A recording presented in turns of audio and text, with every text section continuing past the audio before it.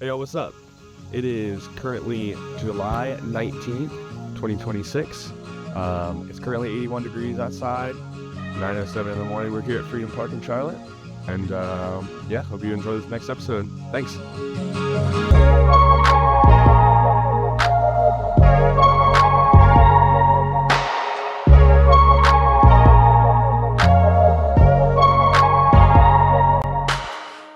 Andy Kohl, how are you? I'm doing well. How are you? I'm doing quite all right.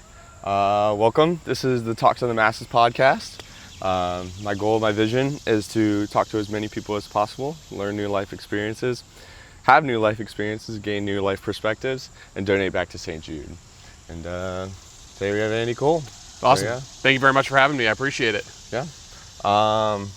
Where'd you grow up?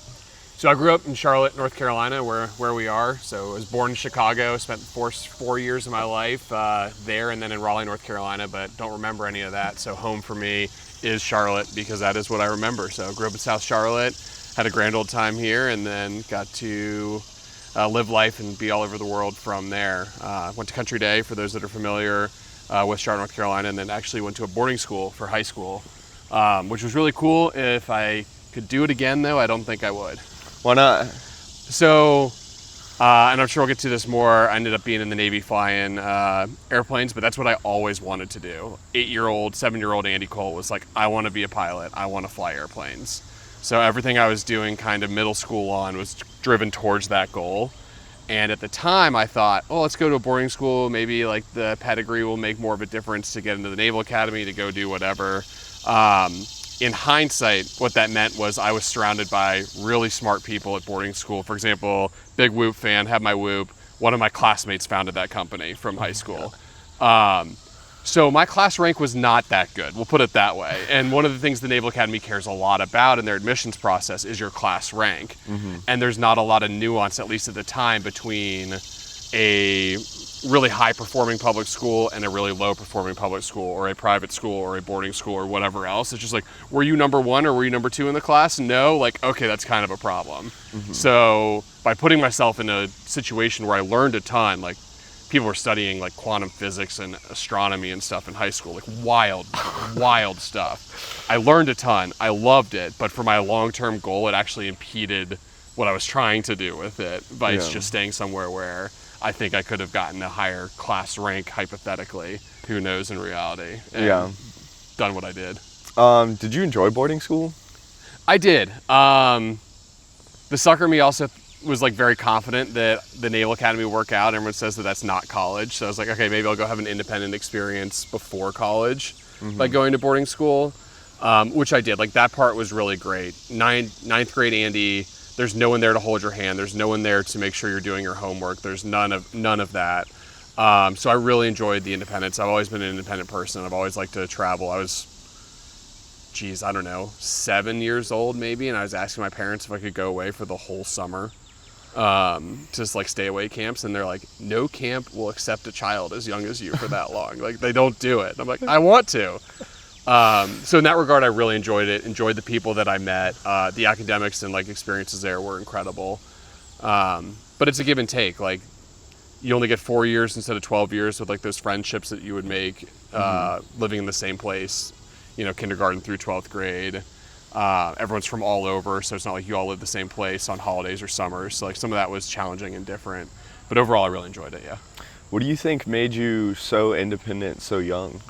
Oh God, I have no idea. The wiring in my brain, maybe. That's a good question that my wife would love to know the answer to. She loves to know how my brain ticks, and I wish I had better answers for her. But like, it is what it is. Like I've always been that way. I don't know. Maybe there's something about the way your parents raise you before you can even remember, or when you're little, that drives or shapes or molds those things. But I don't remember it if it was, or it's just the way I've written. But I've always been that way. Like, wanted to live in different countries, want to travel all over the world when I can. If only that was like really inexpensive, that'd be awesome, because you just do that all the time. But unfortunately, that's not the world we live in. But yeah. Did you have any siblings growing up? I had a younger brother. You had a younger brother. So yeah, he's 4 years younger than me. So He's a good kid still. He lives in Raleigh now, actually. So he was born in Raleigh and then has found his way back there, which is kind of funny through the long scope of it. But yeah, no, that was.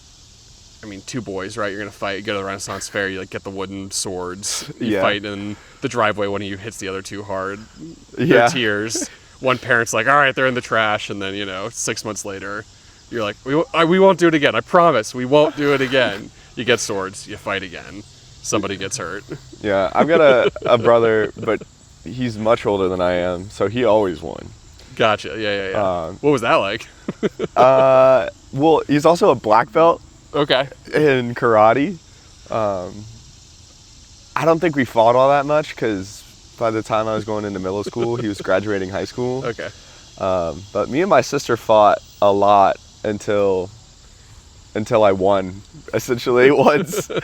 And then we never fought again. Yeah. And then she, would just kind of, play mind games with me. I would ask her, I would be like, hey, can we play this game? And she'd be like, no. Or we could play this game, but you got to play my game first. And then we'd play my game, and then she'd just leave. I'd be like, this one time she even took my stuff and tried to sell it back to me. Clever. Yeah. I like that. But yeah, no, it's funny, especially that moment or that inflection point I think is really interesting. I had two kids, a daughter and a son, and I'm simultaneously very excited and very nervous for when he gets big enough that it's actually a fair fight. My dad always used to say, youth and vigor are no match for age and treachery. Because once we started getting big enough to make it competitive, he would fight a little bit dirty just to make sure he stayed on top and won.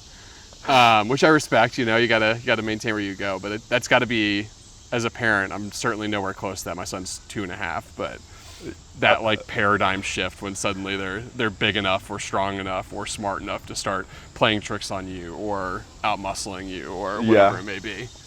Or just being my fear when I become a dad, which I'd like to become one day, is what'll happen with my son or daughter is better at technology. And they're like, no, you're just being so dumb. It's, you gotta work it this way. I'm just I don't know, I can't understand. I'm really curious if that will come to fruition. In some ways, yes. The way they design technology today is incredible. My 2-year-old son can open a phone, swipe through it, find Netflix, find the whatever learning show he wants to watch and throw it on. And you're they've designed this though that people, 2-year-olds have so much of their life ahead of them, but so much cognitive development still to do, and it is simple and intuitive enough that they can figure it out. Yeah. But on the flip side, I feel our parents' generation are hey, can you come fix this computer thing for me? I don't know what to do. But it seems it's happening as well with teachers if you ask them for the younger generation, because everything is so easy now, and then AI and just being able to ask chat, I think it's going to make it so much worse that I'm really curious to see if that problem solving and how to fix stuff actually gets better or worse. Because it's if chat can't answer it, and that's all they've ever known, because it's just, I can remember, in elementary school for me, they're you got to learn math. You're never going to have a calculator in your pocket all the time. You got to know how to do this. And where's my phone, right? You have it. You have the world at your fingertips now. Yeah. So I'm curious to see, for people that have grown up with only that, and then only especially now, inducing AI models and where that goes in the next 10 years. How much true troubleshooting or figuring out or problem solving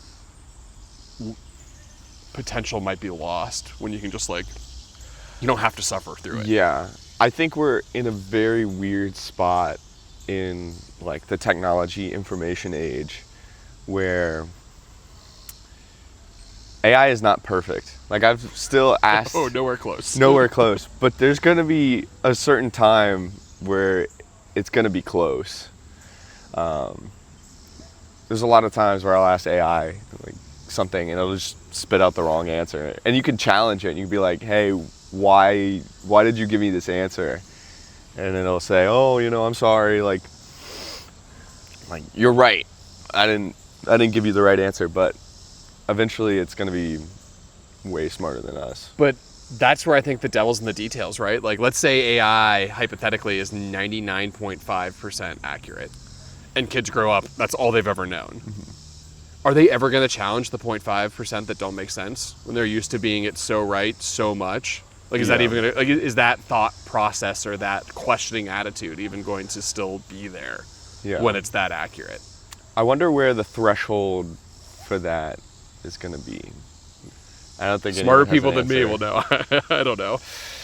So yeah, back to you. What's the like application process for getting into the Naval Academy? Yes, the Naval Academy is a little bit different than your average college. So you still got to take the SAT or the ACT. And I'll say this is dated. I applied in, what was this, fall 2007 for the class of 2012 to age myself.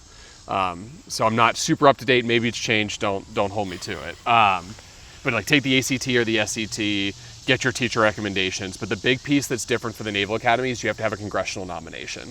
Mm-hmm. So I think I was speaking about it before with the boarding school and the class ranking thing. Like that, I think, plays even more into those nominations than the actual admissions process at the academy itself. If that's inaccurate, academy people, I'm sorry. That's just my assumption.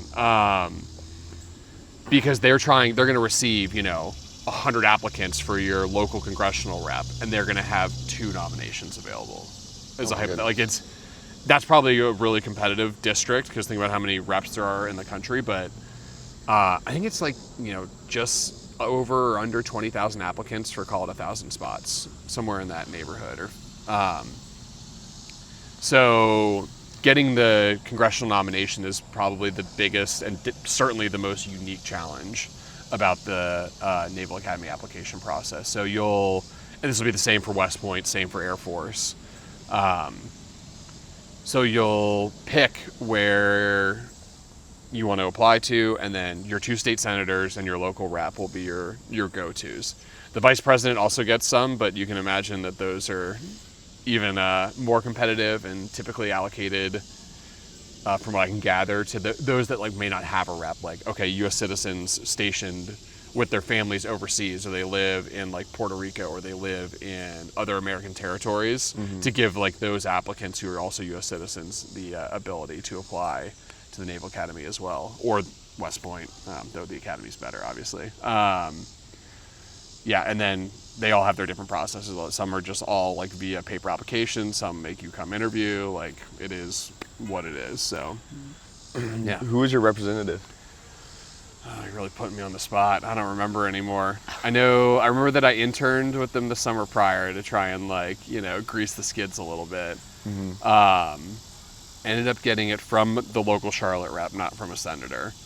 And then it's a competitive process. I got waitlisted to the Naval Academy. I thought the dream was dead.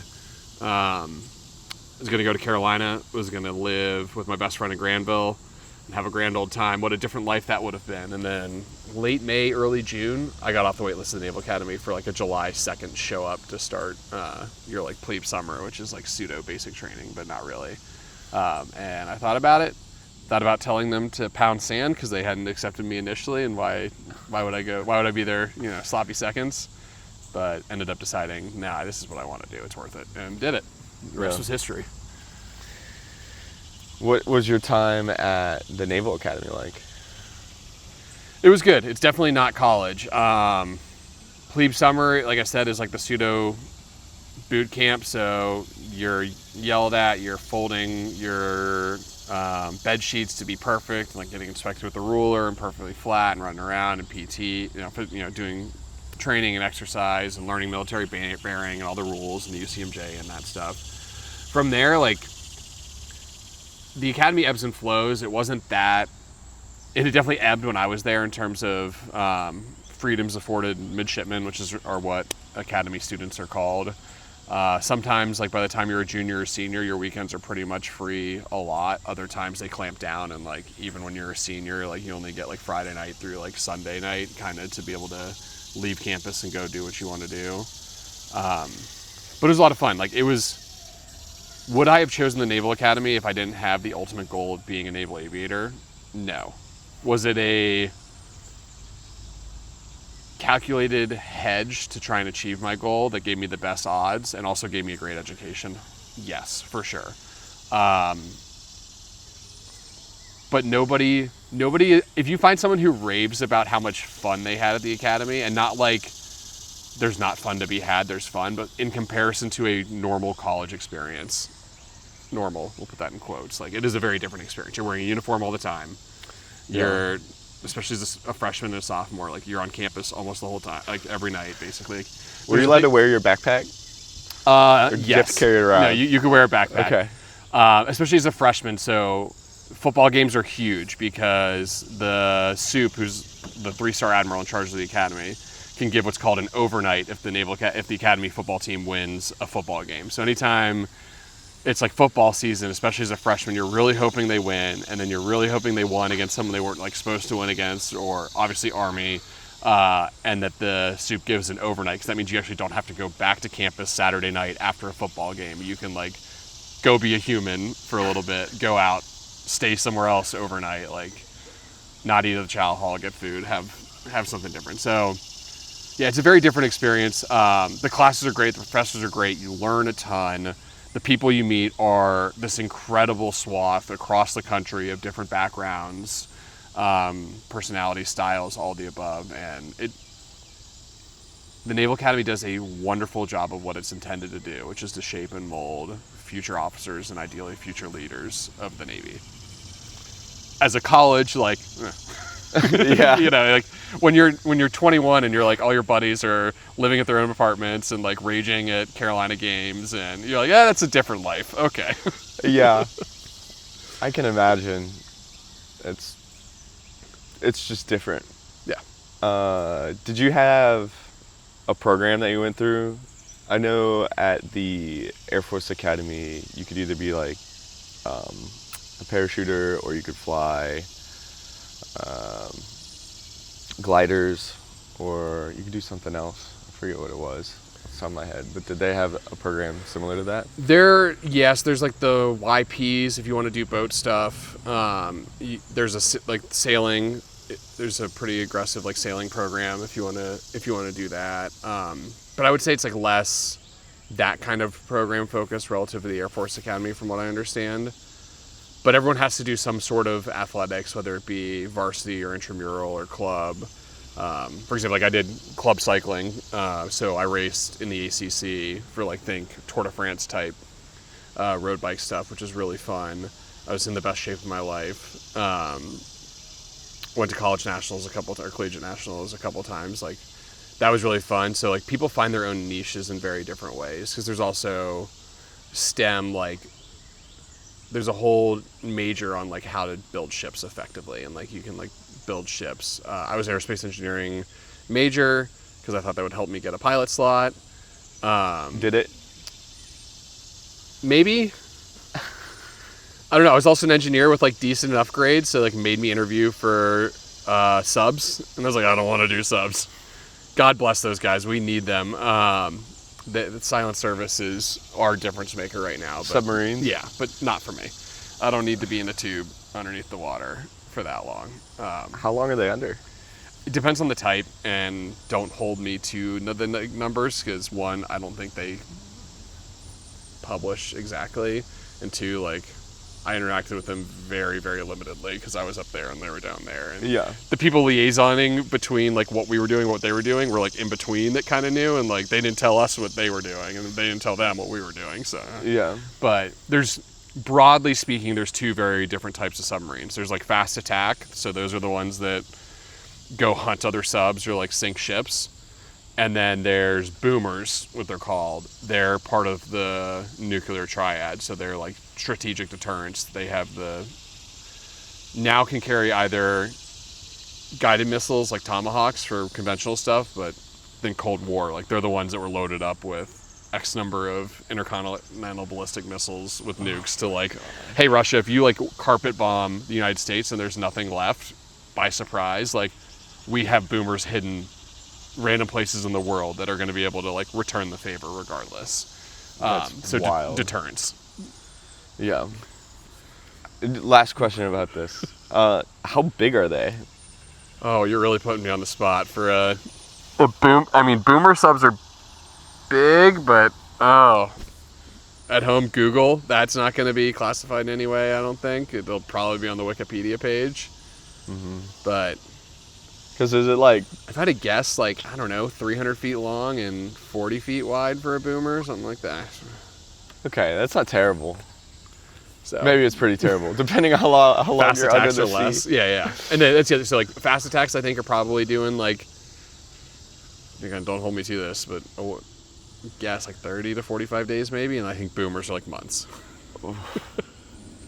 No sunlight. Yeah. No nothing. But everything about that. That's why you see like, oh, carrier strike group, whatever is here. Like the news can talk about like where carriers are and where like boats are pulling in, and nobody knows where the hell the subs are ever, unless they're docked at home or like attention-grabbingly docked somewhere else to be like, oh look guys, like there's a sub here. Like I don't know what they do. I don't know how long they're gone. Like those are complete Kentucky windage guesses. Yeah. So you graduated the Air Force Academy. What happens next? Naval Academy, just Naval Academy. Yeah, no worries. It's all good. So we'll back up a little bit just to provide clarity for it. So your junior year of, so we can go end of sophomore year, you sign a contract that's called your 2 for 7. So first 2 years of the academy, you can do 2 years and be like, you know what? I don't think the military is for me. And you can take your 2 years of a free education and transfer to another college and move on with your life. That's wild. As soon as you sign that 2 for 7, the reason it's called 2 for 7 is you get 2 more years of education, but then you owe 5 years on the backside. So you get 2, but a total of 7 years. Mm-hmm. They've got you. So then you get service selection. So your senior year, you'll put in all your preferences for what you want to do. And they will try and meet everyone where they want to be, but there are some spots that are more popular than there are number of allocated, spots available, and there are others that are not popular enough where they're going to have people that don't necessarily want to do it go do it. Like the special warfare stuff are all on their own. They have like screeners and mini buds for SEALs, and they select their own that way. But yeah, so depending on what you get is going to dictate what comes next. So if you get like subs, for example, because you're just talking on the topic, you got to go to nuclear power school. You got to learn how to be really smart people. Good for them. If you're going to be a SWO, so like a ship driver, you'll go straight to a ship. Like you're thrown to the wolves. Like congrats on graduating college. Like go lead sailors and learn a job on the job. That's what Marines, depending on what kind of Marine you are, like you'll go through the basic school for all of them, and then aviators will go to flight school. Combat engineers will go to like combat. It'll all kind of just branch out from there. Do Marine officers go to the Naval Academy? They do, yeah. So the Naval Academy commissions both Navy and Marine Corps officers. Okay. I want to say it's like a quarter-ish, roughly, of the academy. It will commission in the Marines. Because the Marines are, the few, the proud, God bless them, but they are technically part of the Navy, under the Department of the Navy, I guess. Mm-hmm. You tell them they're part of the Navy, they won't like that, but they are logistically part of the Department of the Navy, and therefore they'll commission out of the Naval Academy. There is no Marine Corps Academy. Yeah. And then, lastly, Marine aviators will go to the basic school first to learn how to be a Marine, hoorah, and then go to flight school. Otherwise, aviators will graduate and then go down to Pensacola, Florida to start flight school.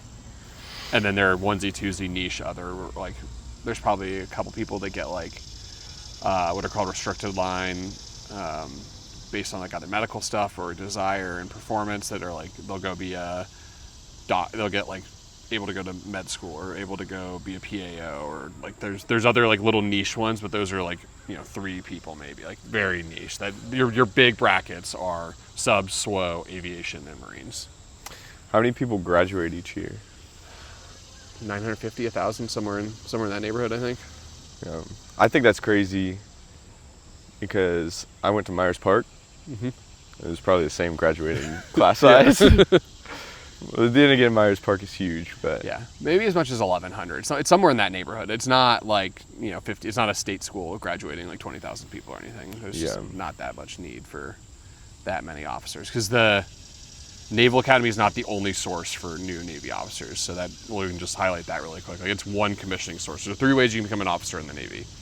Go to the Naval Academy, which I think 25 is the oldest you can be to start there. Mm-hmm. Because there is a way for you to enlist in the Navy, perform well, and then go to the Naval Academy from being enlisted and become an officer. That is a path to go enlisted officer.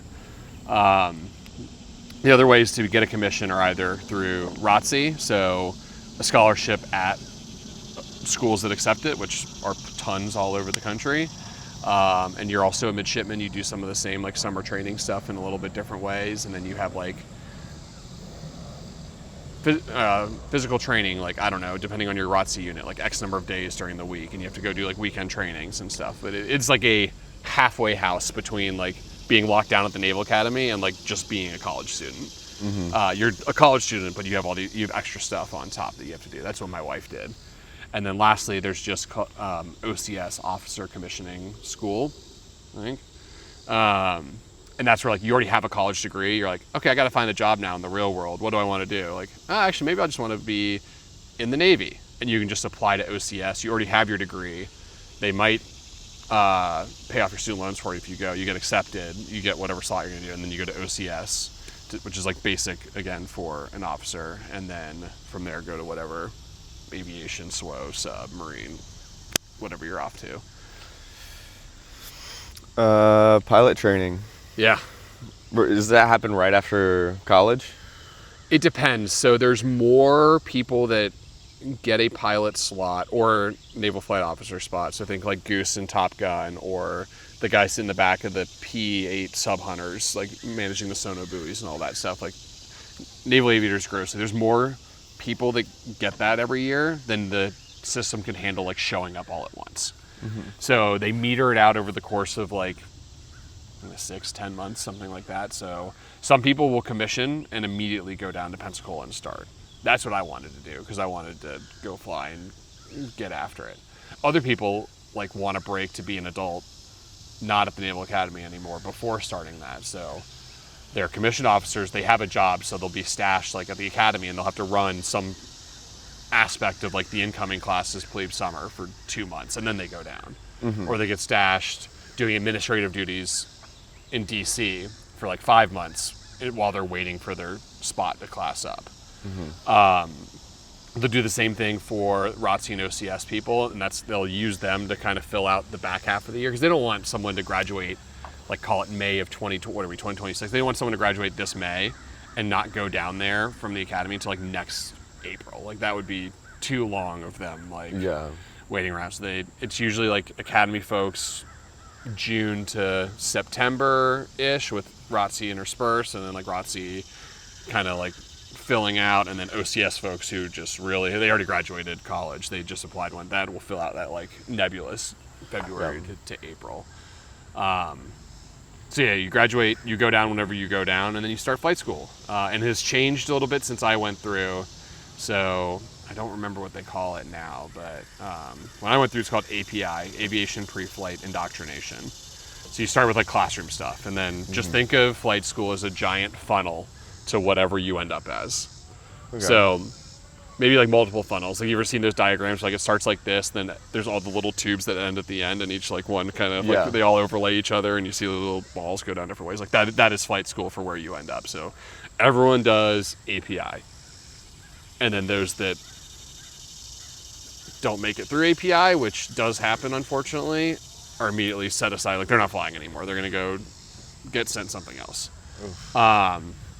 Primary is typically the same. So that's your first funnel, and then everyone does what's called primary flight school. So that is their first time flying an airplane. It's they're all T6s now, so a turboprop, single engine plane, 2 seats. So instructor sits in the back, you sit in the front, and you learn like the basics of flying. Every single flight you do is evaluated, graded. Every single test you take is obviously graded. Your, for lack of better terms, like aptitude and attitude are all judged and evaluated, and that all goes into building what's called your NSS, which is basically your score.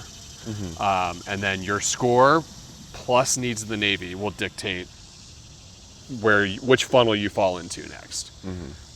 So in order to go tail hook of any capacity, so landing on the aircraft carrier, either now it's all F-18s or E-18 Growlers, F-35s are in the mix now, or These are all fighter jets? Those are all jets. Or what my wife flew in, which is the Hawkeye, so the E-2D, the big 2-prop radar dome plane that lands on the aircraft carrier, and then the big wings like fold and sweep back. They're called a Hummer because their prop spinning sound like they hum. It's like it's crazy to see like their wings spread out on the cat and then like fold after they take a trap and get like long and skinny. But they're tail hookers as well. So in order to do any of that, any landing on an aircraft carrier with an arresting wire, you have to have an NSS of at least 50. That'll mean nothing to you, but basically like there's a line in the sand, and if you're above it, you're eligible. If you're below it, you're not eligible. And then from there, when you graduate primary or finish primary,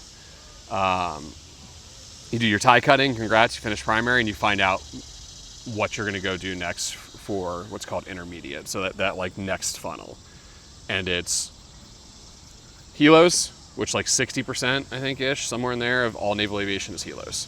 What's a helo? Helicopter, sorry. Oh, yeah. P8s, so those are now all effectively 737s doing the sub-hunting stuff. That's all land-based. In hindsight, a pretty sweet gig because their bases are all in great places. You get to deploy to places with like hot coffee and beer and good, and like you're not stuck on a boat ever. Or tailhook, so jets or the E-2D. And that's what you always wanted to do. That's what I always wanted to do, yeah. So you get to the end of that, and then it's all needs of the Navy, though. So, like, 1 week, everybody who has above a 50 might get a jet spot or a tailhook spot. Because, like, okay, this week, the combobulator, wherever it is, says we needed 6 jet pilots or 6 tailhook pilots, and only, like, 4 people got above a 50 NSS. Like, congratulations to all 4 of you. Potentially even if you didn't want jets. Like, here you go. Yeah. The next week, there might be, like, 2 people that have above a 50, and only one of them wants a jet spot, but there are no jet spots. And so they won't get it. So like it is this like really nerve-wracking time of your life where like you can control only so much, and then some of it is just like this is what the way need. the cards fall. And there are ways later, it's happening even more now, where people that like wanted jets and didn't get it initially will like go fly helicopters, for example, get all the way qualified up in that, and then do a transition. And then learn to fly the F-18. But yeah, so, sorry, long-winded into that. But yeah, so next is intermediate. Now you learn to fly a jet, and you go to the aircraft carrier for the first time. So that's either in Kingsville, Texas, or Meridian, Mississippi. I went to Meridian, which is nice because it was green and forest, not desert in Texas. That's just me. I like the green, hence moving back to a beautiful green place. And that now you learn a jet. You learn going faster, you do a bunch of formation flying, you drop little like blue 25-pound bombs for the first time to like practice learning how to drop bombs. You do your first dogfighting, if we can call it that. And then at some point, kind of like midway plus through that, they have evaluated you all again, and they say, okay, you two are going to go fly the E-2D, and at the time when I went through, the COD as well, which was the cargo plane that we used to fly to the boat. RIP, the COD is wonderful. The Osprey that replaced it, in my personal opinion. Or you're going to fly jets. So once you like pass that split, you're like, okay, I got jets. And at my time, it was all variants of the F-18 or the Growler, which is the EA-18, but same airframe. Now you could also get F-35s, obviously.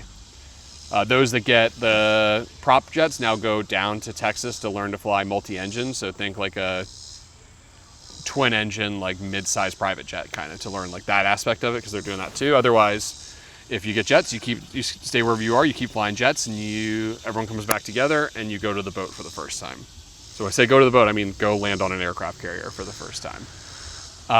So that is interesting.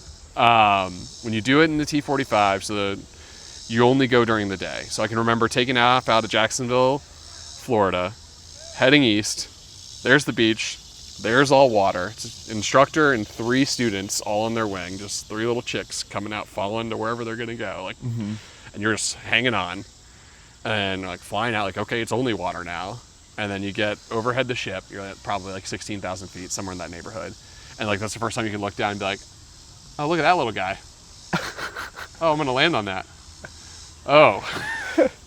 And then you like kind of toilet bowl down, Instructor brings you into the brakes. You fly up the right side of the ship. They go first to go land, and then the first student after an interval, and then the second and the third, and then all of a sudden you're like, oh god, this is happening. And then you black out. Everyone's like, I don't remember. Like Oh my gosh. you've practiced so much at the field, you practice so much in the simulators, and like you just do what you do. They're what they're called LSOs, landing signal officers. They're on a radio. They're pilots, all of them. They're watching you from the side of the ship. So if you ever see guys in like white life preservers, for lack of better terms, no helmet when everyone else on the flight deck has a helmet on, standing at the back of the ship, right next to where the planes land, holding up a telephone, that's an LSO. I was one, we could talk more about that at the time of the future, but they are there to keep you safe. So anything you do, that, especially when it's your first time, if you're doing anything that's remotely unsafe, they wave you off, they hit these flashing red lights, you go full power, you fly around, you try again. They're like, nope, we're not messing with you, like, we're going to keep you safe. Oh, it's like nerve-wracking just listening to it. So I don't remember my first trap. It just happened, I guess. I do remember my first catch shot, though. I giggled down that cat stroke like a little girl the whole way. It was so much fun. So, like, you land, they're like, you get some gas, and they're like, all right, we're going to put you on the cat to go again, because in order to qualify, you have to do 10 landings. Yeah. That first cat shot. That's where they, when like, you go slingshot flying. you? Yeah, slingshot off the front of the boat to go flying again. Best roller coaster ride of your life. So much fun. I giggled the whole way. Got airborne. Got back up to 600 feet, and then was like, oh, I have to land again now.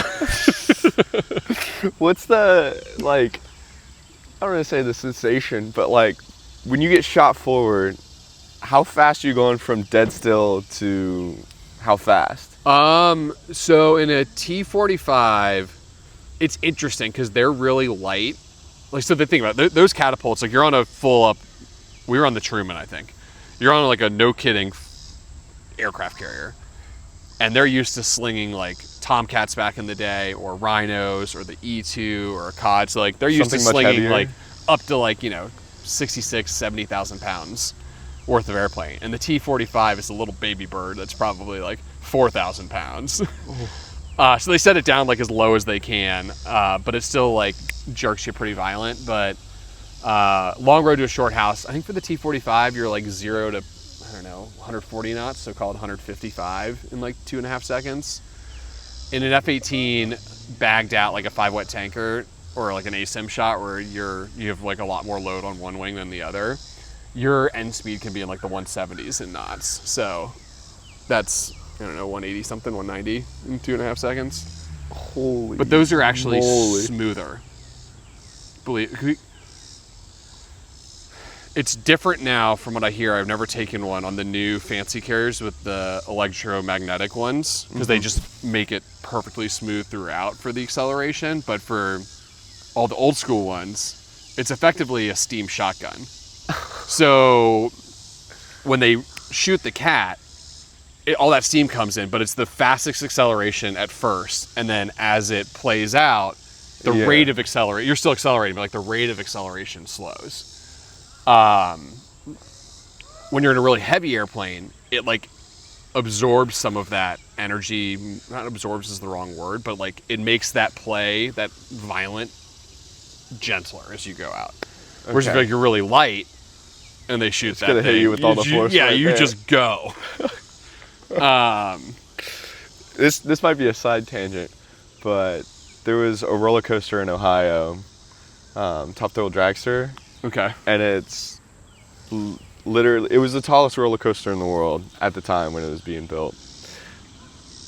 And it just pulls you along this cord, and then you go up 400 feet and you come straight back down. And that's it. And that's the like sensation I'm attributing this to, but that only went 0 to 120 in 2 seconds. But you're going straight down? You're going straight flat, and then you go up, and then you go down. Is the acceleration on the flat or on the... Acceleration's on the flat. Cool. Yeah, then very similar. I'll show you a video of it after. All of the, like the cat shot and the trap for that matter, because the trap is just a controlled car crash in reverse where you go from like 135 knots to 0 in the landing area. You're like slung forward. There's some funny call signs that come out of that happening and things coming out of people's helmet bags. But it's all lateral. So the G's that really get you, like that feeling you get on a roller coaster where you like really feel the G's, that's all the vertical ones. That's like when you're at the bottom of like the loop and you like feel your body pressing down. Or that like weightlessness or tingles up there. Like that's negative G's with all the blood rushing to your brain. Those will get you more. But yeah, no, the cat shot, super fun. CQ, super nerve-wracking. If you fail, you get to go again. If you fail twice, you're done. Like forever? With flying jets that land on the aircraft carrier. They'll send you to go fly helos or something else. Oh my God. So yeah, another, nerve-wracking moment in your career to make sure you get through that. And then when you finish that, you get your wings. So we talked earlier about the 2 for 7s at the academy. If you're a pilot, you owe 8 years after your wings, instead of that just like generic 5 years. If you're an NFO, it's 6. So you get your wings and your clock starts. And then you go to what's called the Fleet Replacement Squadron, or FRS. So everything that I've talked about all the way up through right now has been orange and white airplanes. They're the training commands. They all have a T in front of whatever they are. So T6, T38, T45. When you go to the FRS, now you fly what you're actually going to fly in the fleet. So that's the first time you hop into an F-18. Another time that I giggled a little bit, though I tried to not do it audibly because I had an instructor in my backseat this time, was the first time that I took off in an F-18, because the T-45 is a single engine turbojet, but like it doesn't have an afterburner. So like you go to full power, you come off, you accelerate, and you go.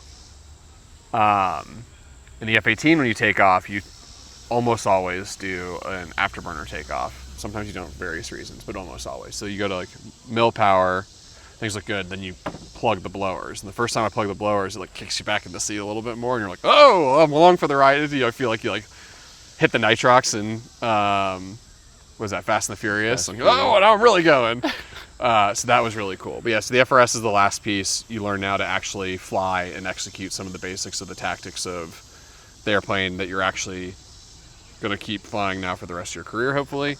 And then you go to your first fleet squadron, and then you're a real boy. I don't even, I'm almost speechless. Like, it's wild to me.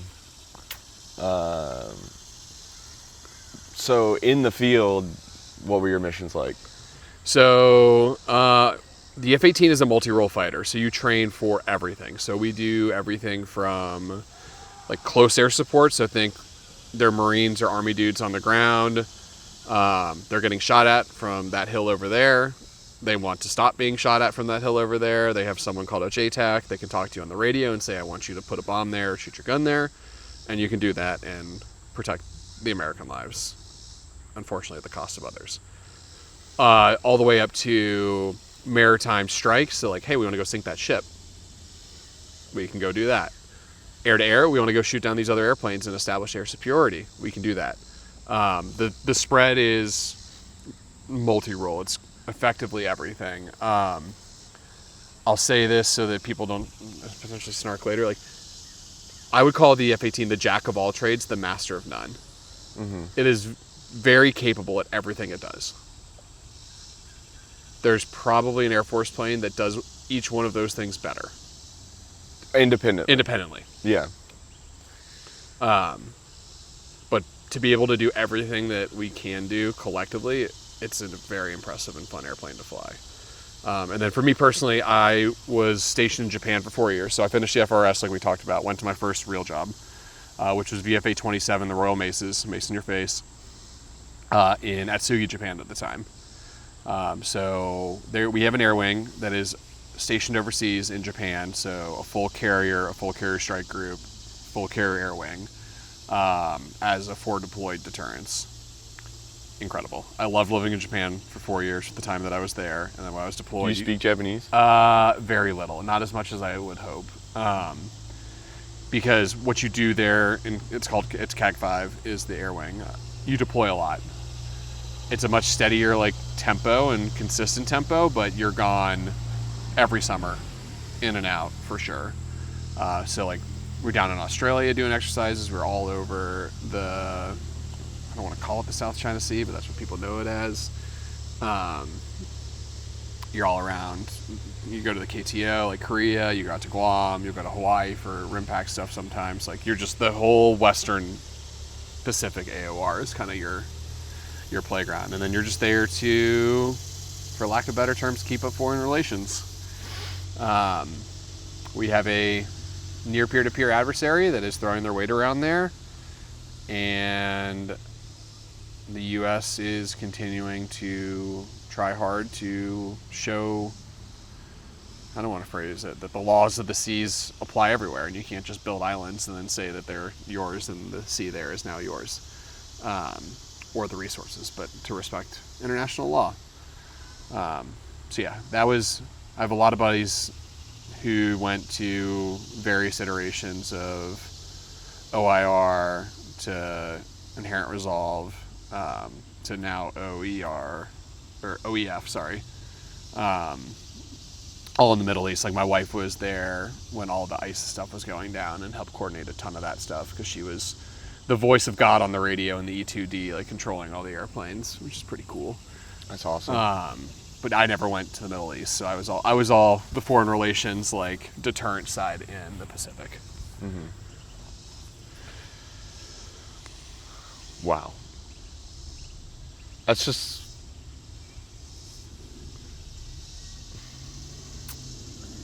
It's incredible how much we take for granted as civilians for what goes on in the military, I think. It's a big machine. There's a lot going on. There's a lot of, for lack of better terms, inefficiencies that I think people are aware of or know about, but there's a lot of incredibly hardworking, dedicated Americans just trying to make a difference in a way that they can. And, you know, can it be done better? Always. That can be said about any institution.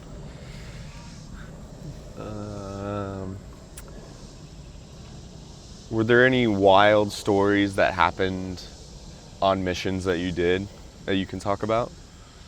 Wild stories. I'm trying to think of some fun ones. We talked about it a little bit, or I alluded to it a little bit before, so we can do a call sign one because that's fun. So I talked about how the trap is like a controlled car crash. So you have your helmet bag sitting here. It's got like a water bottle in it for long missions. It's got all of your like pubs to land in, your like emergency procedures in case something actually happens that you don't want to happen.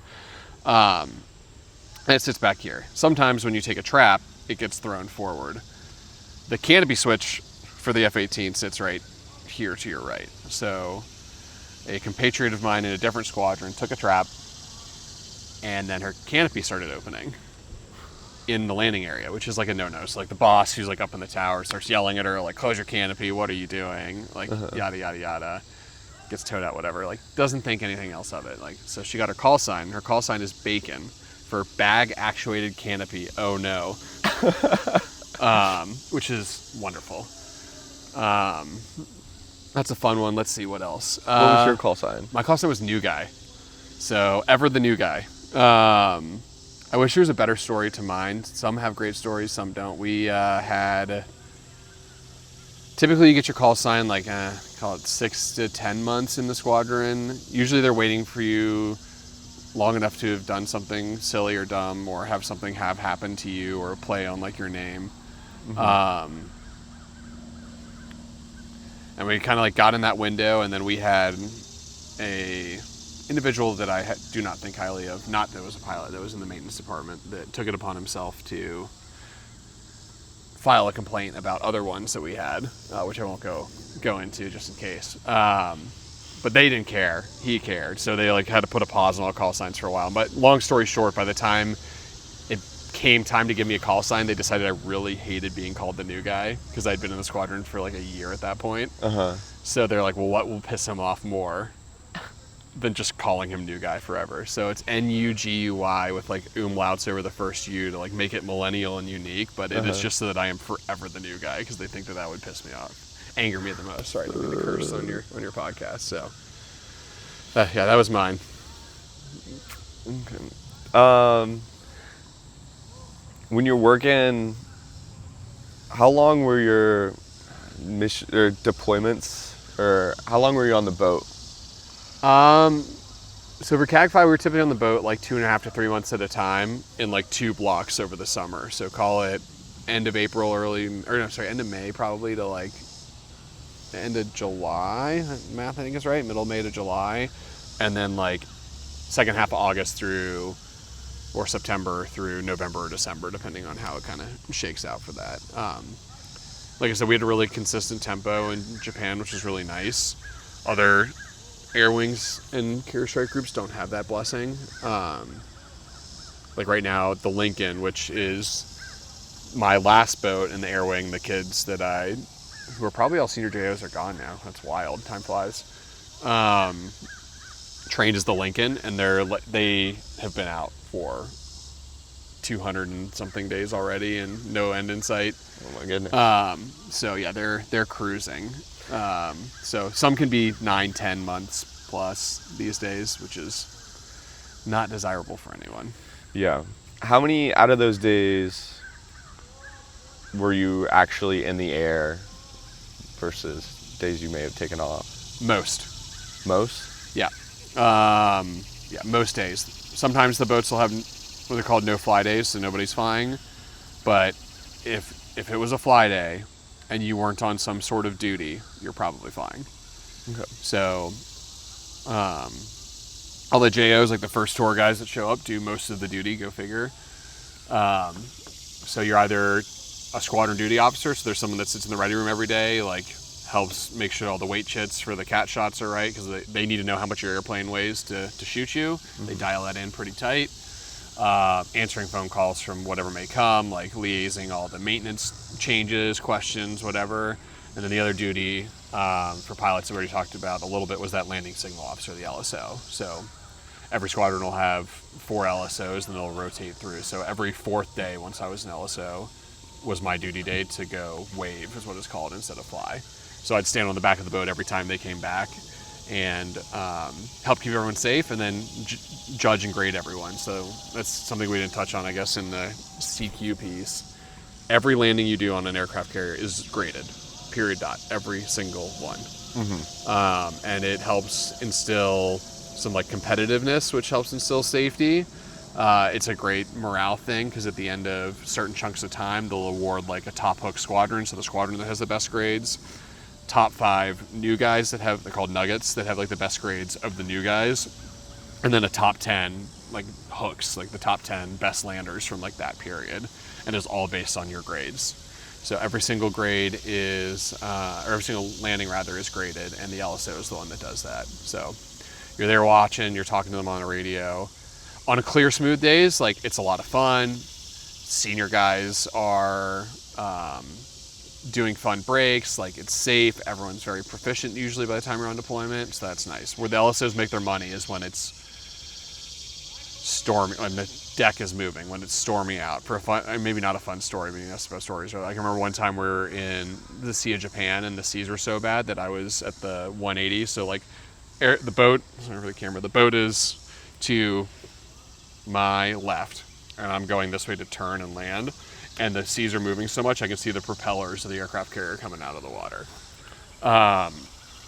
That is when LSOs make their money, because now that and like the visibility is so bad you can't see the boat. Now they are, no kidding, like on the radio constantly talking to the pilots, like little power, little come left, right for like whatever it is to like get them safely down. And then when the deck's moving like that, if you're out of sync, which is no fault of your own, but like if you're about here and the deck is coming up, I think everyone can induce how that can be an unsafe situation really quick. That's when they'll be like, hey, go around, try again. Nothing you did. Out of sync with the deck. Not your fault. Just like, come around, try again. Gosh. So that is where LSOs make their money. Mm-hmm. After all this time in the military, what dictates whether you want to get out or not? Maybe for you personally. For me personally, it was family and kids, for sure. With like a underlayer of a little bit of lack of control over your life, but I think that doesn't really get highlighted until there's other people that are depending on you. Mm-hmm. Where that, like when it's just me, myself, and I, like lack of control of your life can be frustrating at times, but you're like, all right, like I missed my best friend's wedding. I was supposed to be his best man. but it's just me, and like he understood. Yeah. A 2.5-year-old daughter does not understand. And that's a different level of responsibility. Yeah. So mostly family for me, like wanting to be there and be present. Like nothing but props to those that stay in and have families. God bless them for doing it. We need people to. Wasn't for me. My goal is to be, hopefully not was, is to be a present father for my kids. And you can't do that in the military. You can do it when you're home, but like deployment comes, like you can't say no to Uncle Sam. Yeah. They're like, hey, deployment.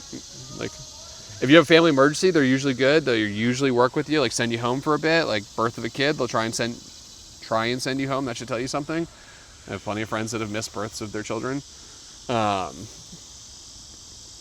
But at the end of the day, Uncle Sam will win. And so that was the tipping point for me. Like, all right, I've had my fun.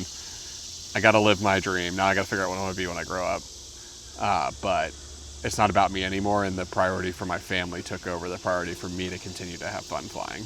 And to be clear, I enjoyed the job, like leading, training people, being a TO, Top Gun, flying F-18s, all of it incredible. If I could do that and come home every night and sleep in my bed, like I would still be flying. But that is not the world that we live in. Yeah. Once you get home, how do you find like a civilian job, or even just to be a civilian again? Okay, well, the first one I wouldn't know yet. I start working next week, or the week after next. Because to tie the bow on that, I got out of the Navy 2024 and then went and got my MBA at Wharton. So didn't know what I wanted to be when I grew up. Figured a 2-year, call it a break, but a 2-year degree with a slower pace to let me leverage the GI Bill and spend time with my kids and get an education and try and learn new skills was worth it. Here's your question fully. Like, I don't know because I haven't started working yet. MBA was good because there's like a solid veteran crew there. So it was like a nice transition of like being in the military to having a... What's MBA? Master's in Business Administration. Okay. Sorry. A solid like vets club crew of like people that are all in the same boat, like just got out, that kind of like loss of identity and go. Civilian life overall it's nice. You have like control over your life, which is really good. I mean, what's hard for me is like seeing what's happened, or like seeing my friends promoting or like getting selected for command to be skippers of squadrons, and like, oh yeah, that could have been me, and missing the flying. Like that is probably the hardest part of being on the other side. And then the other thing is, this might sound harsh, but like there's a lot of things, or a lot of times that the military probably takes us too far or doesn't do it right. But in the civilian world, like, you gotta kumbaya all the time and make sure you don't hurt people's feelings. And sometimes you gotta just be like, look, man, you're wrong. I'm right. Or you're wrong. He's right. We're trying to do something. Like, we don't need to like all hold hands and kumbaya until we agree on this. Like, let's just solve the problem and move on. Yeah. And I find that is the norm in the military, and not very well received in a lot of places outside of the military. Like, example, we're building a deck and you have an idea for it and this person has another idea for it, and you're just like, this person just has a better idea. Well, not even so much that. It's like, let's say like we're building a deck and we've made it so that we have 6 different people, all like one person's in charge of the nails, and then one person's in charge of holding the nails, and then one person's so we're like, why don't we just like have one person hold the nails and hammer? Like, oh, we don't want to hurt the feelings of the person who's holding the nails. Like, they're, you know, everyone's got to chip in their fair share. Yeah, that, or like someone's like, the instructions say like use screws. And someone's like, I think we should use nails. And instead of being like, no, it says use screws. You're like, hey, that's like a really good idea. Like, we should probably get together and think about it and talk it over. Like, I will say that the instructions say to use screws, but like, I'd like to hear why you think that nails might be a better idea. Yeah. Like that. People are more blunt in the military. Yeah, much more blunt. Well, much more blunt without it being like personal. I think that's where there's a, for lack of better terms, harshness to it, but it's an impersonal harshness. It's just like a, hey, we're all trying to get the same thing done. Yeah, I can understand that. Whereas like outside of the military, I find that people can sometimes interpret it as much more personal attacks from veterans than it is. Like there's no ill will behind it, or like attack on your character or personal dislike. It's just sorry. No, please. I can imagine the military is so task oriented. You've got all these things that you have to do so that you can unlock more tasks. And it's also incredibly hierarchical, right? Like there's a lot of teamwork and collaboration, but if the skipper says you're doing this, like you're doing it. Mm-hmm. It's not matrix. It's not, you're reporting to 3 separate bosses for 3 different verticals on the same project. And you got to make sure like all 3 bosses like what you're doing. Like there's one boss. There's always one boss. Mm-hmm. And then if you go up a level, like he has a boss who's the boss of all. So like your boss could say no to something, but then his boss says yes, and like the conversation is over. Yes is the answer. Like that is what everyone is doing. It just rolls and it's done. And that system certainly has its flaws, but there are some parts of it that are nice. What's it like being in the back of a commercial airplane? Fine. Like, what's it like being in the back of a passenger, not driving a car? Like, whatever. Is it no different? No different. Yeah, no. It's, well, no different in that, like, I don't think my experience is any different than my daughter's experience flying a commercial airliner. Like, some of it, like, there's, like, little moments when they, like, definitely, like, go around on an approach, and they're like, oh, yeah, like, the pilot will come on, like, yeah, ATC has some more delays for us. I'm like, nah, we went around. Like, there's, like, little things you'll notice sometimes, but from a grand experience, like, no, it's the exact same. I'm not sitting back there, like, judging. First off, I can't see anything, so I don't know if they're, like, on the RNAV or not, or on the visual, or, like, there's nothing for me to see to judge, and even if I could, like, I don't care. Like, they're going to take me where I want to go. Yeah. And are you ever going to fly a plane again? I would love to. I would love nothing more than to have, like, a plane for the first time that's mine. And, like, fly my kids and family around and be able to, like, travel that way. Turns out it's really expensive when Uncle Sam isn't paying for it.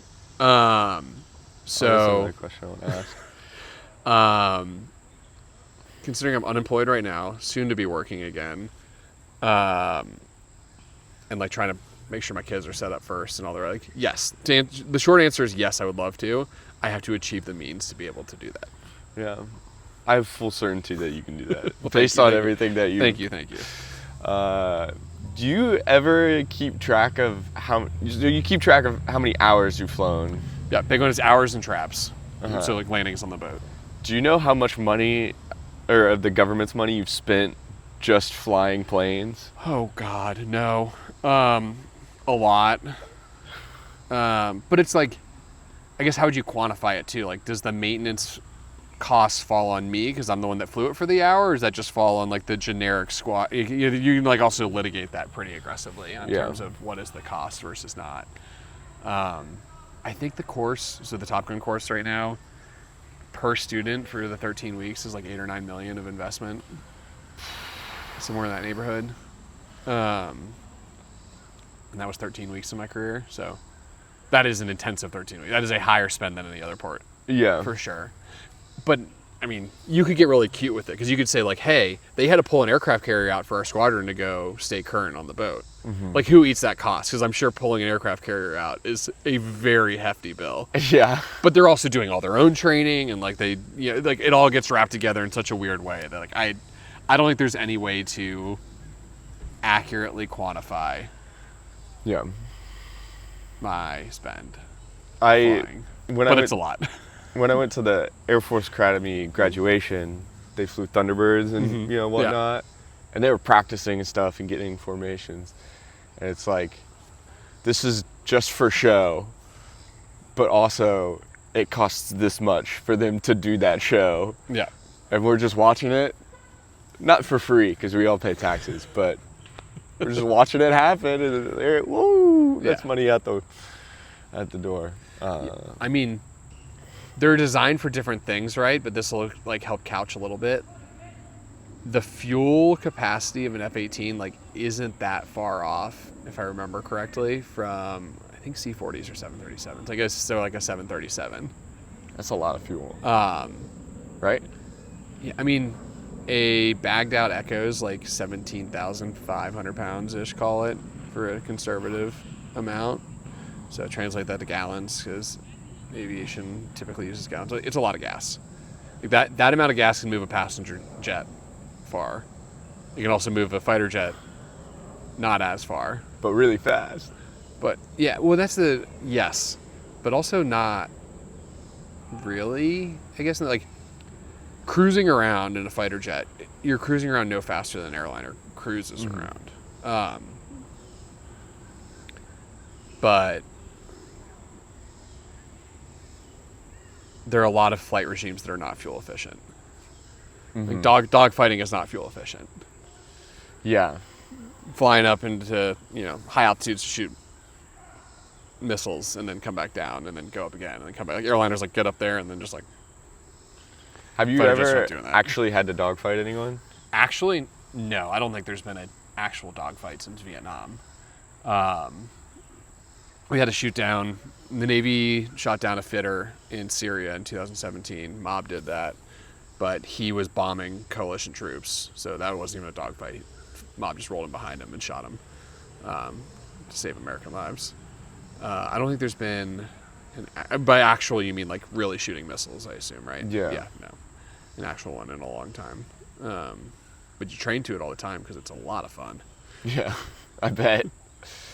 Just a few more questions. How realistic is Top Gun? Which one? Both. The first one's not. Great movie, not. Inspired a lot of people. I don't know if it inspired me. I probably watched it when I was young. I was like, that's cool. The second one, much more so.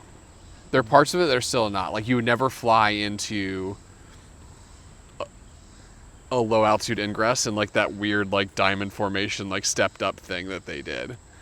But I know a lot of the people that did the flying for that movie, and they are all of the shots. They're actually in airplanes, actually doing it, which is pretty cool.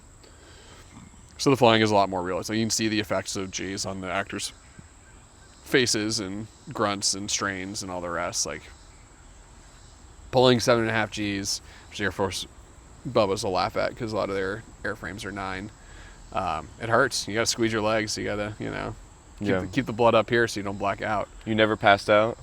No, that would be heinously unsafe if you passed out. That's unfortunately one of the leading causes, if not the leading cause probably, of fatalities in modern jet aviation, is someone pulls G's either too much or weren't prepared or didn't do it right or really dehydrated that day or whatever it may be and black out, and then it's called CFIT, controlled flight into terrain, like just because they're blacked out and not flying an airplane anymore, which is really sad.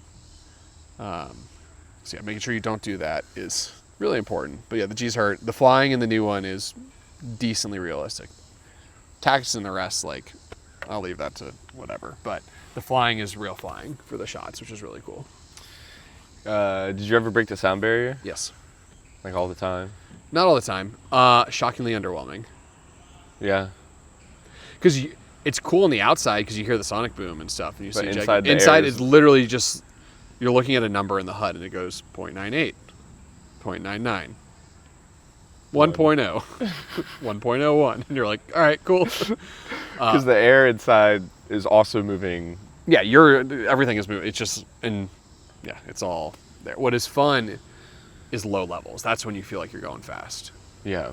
200 feet off the ground, 550 knots, or 500 knots, whatever it is, roaring, having fun. I know it's super unsafe, but I want to see like a jet, like a fighter jet, go by doing a low level. Didn't that happen recently? So there's the Blues flyover at Breakfast with the Blues that just happened on the beach. Sick flyover. Not safe. Sick flyover. I know, like, the Secretary of the Navy and Pete Hegseth said, like, approved, whatever, flyers will continue to morale improves, like, review complete, but I don't think he's flown since. That was well outside of the standards for the Blues, and unfortunately, like, stuff like that is written in blood. There was a really bad air show crash, I think, in, like, the late 80s in Germany, where some Italian jets, like, demo team, like, ran into each other, and then the jets crashed into a crowd and killed, like, a bunch of people and injured a bunch more. And, like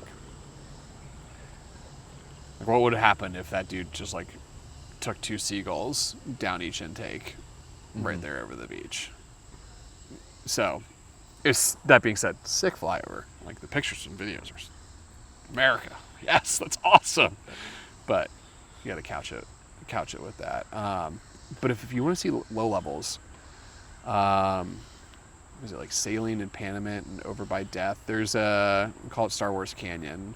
There's a bunch of aviation photographers you can find on Instagram that are up there all the time. But there's a lot of training flights in California that go out to like the east side of the Sierras, over towards Death. Death itself, you won't see any low levels because the national park's at 3,000 feet. But around there, you'll see like flight students doing their lat training and be at like 100 feet, and their highways that run up and down the valleys, and the jets will be up and down the valleys at 200 or 100 feet. So if you want to, like, go there and hang out, you'll find them. They'll be there. Or go to the canyon, you'll see the dudes ducking in the canyon, having fun. That's awesome. I want to ask about your hat. Yeah. Because you explained that to me earlier. What's the logo on your hat? Yeah, so this is one of my buddy's veteran small business that he just opened on Speed Athletic. I guess I'm adding for him now. That's cool. But the hat, so this is how one of the indicators we use to land on the aircraft carrier. So I do it for you too. So it's called an on-speed indicator. His brand is On Speed Athletics because of that. So when you land on the aircraft carrier, everything is built around a certain distance between where your hook point is and where your eye is, because that's how they dial the landing aid. Like, they literally adjust it for different airplanes so that taking account that height. So what you see as the pilot in one airplane puts your hook actually in the exact same spot, like flying the exact same path as the hook of a different airplane with a different angle and distance. And in order for that to work, you have to have the airplane at a certain attitude, which is on speed. So in the jet, right to the left of your HUD is an indicator that looks like this. And then in the middle is the circle, and that's orange. And then the 2 chevrons, the top one is green and the bottom one is red. And they're telling you whether or not you're on speed. So if the donut in the middle, the yellow one, is lit up, that means you're at the right angle of attack. So your speed is good, your angle of attack is correct for you to come in and land the way you're supposed to. If you see the red chevron, that means you're fast. So fast is safe but not good. So fast, you're going to want to slow down. So you'll pull back a little power, or maybe up on the nose a little bit.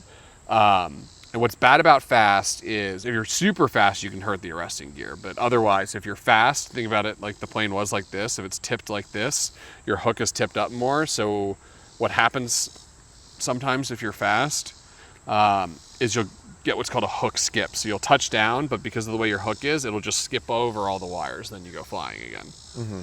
The opposite is slow. So the green chevron on the top. You see the green chevron on the top? That's dangerous. That's when you're already going to be yelled at by the LSOs that we talked about before on the radio to add power. You're probably going to get waved off if you show a slow and close, because that means that you're slow, like your airspeed is literally slower than you're supposed to be. You're cocked up more. And when an airplane gets slow and close, that's set up to land on the aircraft carrier, that's when it can start falling out of the sky. That's how people hit the back of the boat with their hook. That's how people hit the back of the boat with their landing gear. That's how people stall. That is where crash videos come from. So fast is not good but safe. Slow is not safe. Yeah. That's the indicator that you see in your cockpit. And then in the good old days, to land on the boat, you would find there's a mantra: meatball, lineup, angle of attack. So you would just constantly scan in your cockpit 3 things. So meatball is that visual landing aid that I was talking about that tells you if you're high, low, or where you want to be. Lineup, like, am I going to land in the middle or am I going to land to the side? Because aircraft carriers don't have a lot of room on either side before you start hitting things. So you want to make sure you're in the middle, especially for the prop planes we were talking about with like the really big wingspan, like there are videos of them taking off the top of Hornet stabilizers when they've been too far one way or the other because their wings just stick out past the safe area and hit parked airplanes. And then lastly, angle attack on speed. Make sure you're on speed so you're safe. So that is the story of the hat. It is a brand that my friend started post his own time in the Navy to keep it on speed. You know, I guess that's his life mantra, keep it on speed. Nice. I like it. Thank you so much for having Yeah, of course. for coming on. Yeah. That was Thanks for having me. yeah. Appreciate it. Yeah. Well, that was Andy Kohl. I hope y'all enjoyed. I hope there are some inspiring stories. I thought that was awesome. Please like, comment, subscribe, all the things below. And I'll see you next time. Thank you very much. Bye.